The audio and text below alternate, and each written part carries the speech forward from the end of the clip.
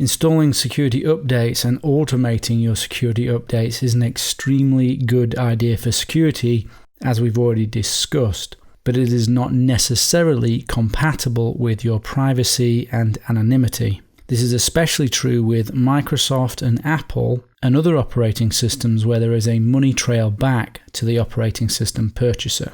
Windows 10 is not an operating system for high levels of privacy or anonymity. Windows 8 and 7 are a little better. To maintain a degree of privacy and anonymity, you should update using an anonymizing service like a VPN, Tor, John Donham, which we discuss in more detail later.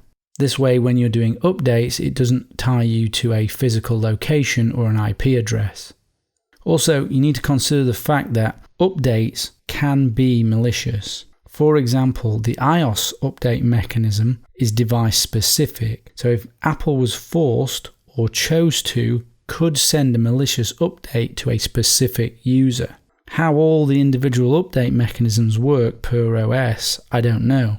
But it is a possible attack vector, your updates, and it would be a particularly useful tool if that update mechanism could be sent to a specific user. Something to think about.